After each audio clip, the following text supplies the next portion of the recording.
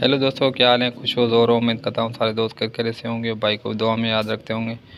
दोस्तों आज ये मेरे पास रिसीवर आया है 3000 गो टू प्रोटोकॉल वाला है। ठीक है, तो सिर्फ सिग्नल फॉल्ट में आया है। उमूमन दोस्त कमेंट करते हैं यार जो भी रिसीवर रिपेयर करने के लिए आते हैं आप प्रैक्टिकली जो भी फॉल्ट निकालते हो सारी वीडियो अपलोड किया करो ताकि हमें भी समझ आए, हम भी काम प्रॉपर कर सकें।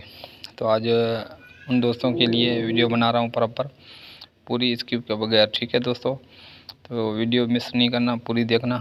ठीक है दोस्तों, तो इसमें जो सप्लाई चेक कर रहे हैं तो इसमें 15 और 22 वोल्ट आ रहे हैं, 22-23 वोल्ट आते हैं। ठीक है दोस्तों, उसके बाद अपन चेक करने इसके अमूमन जो सिग्नल फॉल्ट होते हैं तो इसके सबसे पहले अपन को चेक करने होंगे भाई NLB के पिन में वोल्ट आ रहे हैं या नहीं आ रहे हैं, तो ये चेक करने होंगे। ठीक है, तो इसमें मैंने चेक किया तो NLB के पिन के पे वोल्ट नहीं आ रहे थे। तो इसके बाद अपन को चेक करने होंगे भाई यह वोल्ट इसकी NLB की पिन पे कहाँ से मिस हैं। ठीक है, तो मैंने ये बराबर चेक किया तो इसकी एक रेजिस्टेंस 0 वैल्यू की ये डिस्कनेक्ट है, ये ख़राब हो गई है, हीट हो गई है। वैसे भी अपन को पता लग जाता है भाई ये रेजिस्टेंस हीट हुई पड़ी है। ठीक है, और ये 0 वैल्यू की रेजिस्टेंस होती है। अमूमन इसको डायरेक्ट भी कर दो फिर भी कोई इशू नहीं है। अगर आपके पास कोई स्क्रैप पड़ा हुआ उसमें 0 वैल्यू की रेजिस्टेंस निकाल के लगा दो फिर भी कोई इशू नहीं आएगा।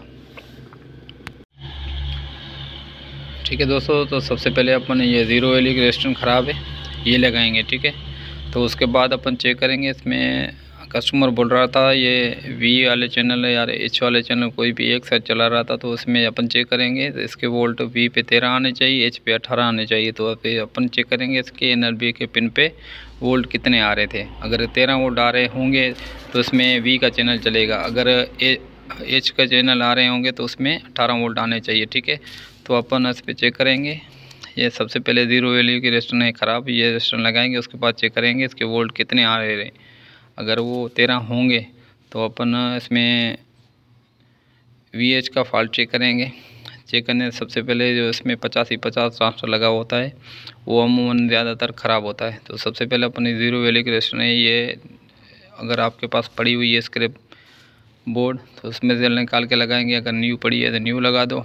अगर क्वार्टर वाट की पड़ी हुई है फिर भी आप क्वार्टर वाट की 1 ओम्स की ठीक है 0.47 ओम्स के अमन में चार्जर में अपन यूज़ करते हैं वो भी लगा सकते हो।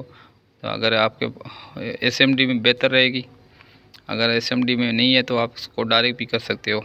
अगर डायरेक्ट करने से इशू ये होगा कभी कभार भी NLB की पिन अपन से टच हो जाती है तो उसमें शॉर्ट सर्किट से आगे ट्रांसफर वगैरह या सप्लाई को नुकसान हो सकता है। इस वजह से 0 वैल्यू की रेजिस्टेंस लाजमी लगानी होगी आपको। ठीक है, तो अपन ये 0 वैल्यू की रेजिस्टेंस हार्डवेयर की मदद से निकाल सकते हैं, कावी की मदद से निकाल सकते हैं। तो ये मैं हार्डवेयर की मदद से निकाल रहा हूँ ताकि आप दोस्तों को दिखने में अच्छी तरीके से आए। अगर काव्य से निकालता तो ये 0 वैल्यू की रेजिस्टेंस होती है, बिल्कुल बारीक होती है, वो काव्यों में चिपक जाती है। इस वजह से आप दोस्तों को मैं हार्डवेयर से निकाल के लगा रहा हूँ। तो आपकी मर्ज़ी, आपका अगर काव्य से यूज़ करते हो काव्य से निकाल लो। ठीक है, तो अभी रेजिस्टेंस लगा के फिर आप दोस्तों को चेक कराते हैं इसके वोल्टेज, तो इसमें बराबर वोल्ट कितने आ रहे हैं। ठीक है दोस्तों, अगर कोई दोस्त चैनल पे नया है चैनल को सब्सक्राइब लाजमी करके रखे ताकि ऐसी मदद इन्फॉर्मेशन वीडियो आप भाइयों को टाइम पे मिले, और साथ साथ लाइक भी किया करो ताकि हमारी भी हौसला अफजाई हो, हम अच्छी अच्छी वीडियो अपलोड कर सकें। ठीक है दोस्तों, तो ये मैंने रेजिस्टेंस निकाल दी है। तो अभी इसमें स्क्रैप पड़ा हुआ है मेरे पास, उसमें से निकाल के रेजिस्टेंस लगा रहा हूँ।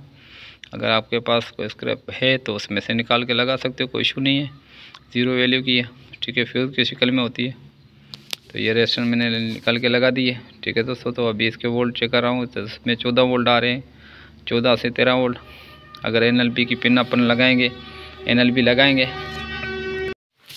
ठीक है दोस्तों, तो NLB की तार अगर NLB तार नहीं लगी होगी तो वोल्ट थोड़ा और बताएगा। ठीक है, जैसे 15 वोल्ट बता रहा है तो इसमें NLB की पिन जैसे अपन लगाएंगे 13 हो जाएंगे। ठीक है, ये ध्यान में रखना है। बहुत सारे दोस्त हज़रात कमेंट करते हैं यार ये 13 की जगह 15 आ रहे हैं और 18 की जगह 19 आ रहे हैं या 20 आ रहे हैं, तो इसका कोई इशू नहीं होगा। अगर NLB की तार आप लगा के चेक करोगे तो आपको प्रॉपर वोल्ट मिलेंगे। ठीक है दोस्तों, तो अभी इसके वोल्टेज 13 आ रहे हैं, 15 बता रहा है, 15.20 बता रहा है, तो ये 13 आ रहे हैं। जैसे NLB की तार लगाएंगे ये 13 हो जाएंगे। ठीक है दोस्तों, तो अभी अपन इसमें सर्च करेंगे तो इसके सिर्फ वी के चैनल आएंगे, एच के नहीं आएंगे। ठीक है, एच के क्यों नहीं आएंगे? तो इसमें कस्टमर बोल रहा था ये इसमें एक साइड चल रही थी, एक साइड नहीं चल रही थी, आधे चैनल आ रहे थे, आधे नहीं आ रहे थे, तो इस वजह से नहीं आ रहे थे। तो इसमें वी एच का मसला होगा।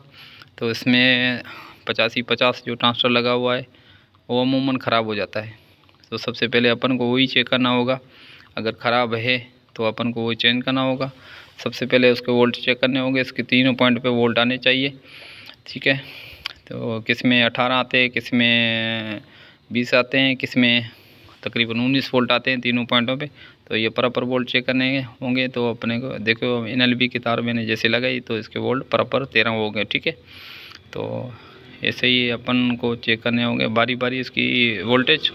तो अभी इसके ये 50 ट्रांसफर चेंज करते हैं। चेंज करने के बाद आप दोस्तों को चेक कराता हूँ भाई इसके वोल्टेज। अभी मैंने जो सर्च किया है तो इसके सिर्फ वी के चैनल आ रहे हैं। ठीक है दोस्तों, तो अभी ये 50 ट्रांसफर का मैं निकाल के ओपन करके चेक करता हूँ, अगर ख़राब है तो न्यू लगाता हूँ। तो अमूमन ये हार्टियर की मदद से अगर निकालो तो प्रॉपर निकल आएगा, अगर कावियर से निकालो तो बोर्ड ओपन करके नीचे से निकालना ताकि प्रिंट ख़राब ना हो। तो हार्टियर से प्रॉपर इसकी लातें गर्म हो जाती है तीनों एक जैसी, तो ये कली इसकी शोल्डर वगैरह नरम हो जाती है तो इसी तरीके से निकल आती है। तो हार्टियर से निकालो तो आपकी मर्ज़ी है, अगर कावियर से निकालते हो तो बोर्ड ओपन करके निकालना ताकि नीचे से प्रिंट ख़राब ना हो। ठीक है, इसके प्रिंट डैमेज ना हो। तो अभी मैं हार्टियर की मदद से निकाल रहा हूँ, प्रॉपर इसको हीट दी है तो ये इसको बिल्कुल इसी तरीके से अपन को निकल जाएगा। ठीक है, तो ये मैंने निकाल दिया। देखो निकालते निकालते इसकी लात भी टूट गई। ठीक है, कोई इशू नहीं है। तो मैं इसमें नया लगा रहा हूँ, तो मैंने ये नया लगाया। ठीक है दोस्तों, तो अभी इसके वोल्ट तीनों पॉइंटों पे चेक करने होंगे कितने किस पे कितने वोल्ट आ रहे हैं।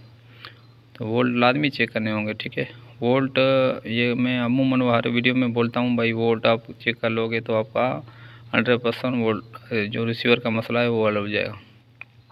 ठीक है दोस्तों, तो देखो मैंने ये ट्रांसफर चेंज किया तो अभी इसके 19 वोल्ट आ गए। ठीक है, तो अभी अब फ्रीक्वेंसी में लगा के चेक करता हूँ इसमें वी की VH हो रहे हैं या नहीं हो रहे हैं। जैसे मैं वी की फ्रीक्वेंसी लगाने तो यहाँ पे 13 वोल्ट आने चाहिए।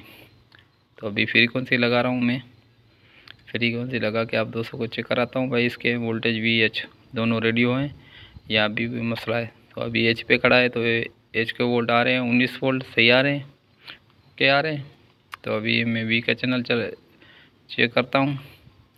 ठीक है दोस्तों, तो ये वी का मैंने चैनल लगा दिया। तो अभी इसके बिल्कुल वोल्ट 13 वोल्ट हो गए। तो अभी इसका VH दोनों रेडी हो गए। ठीक है दोस्तों, तो इस तरीके से आप इसी तरीके से फॉल्ट सॉल्व कर सकते हो, कोई इशू नहीं है। उम्मीद है वीडियो आपको अच्छी लगी होगी, अच्छी लगे तो लाइक भी कर देना, दोस्तों से शेयर करना।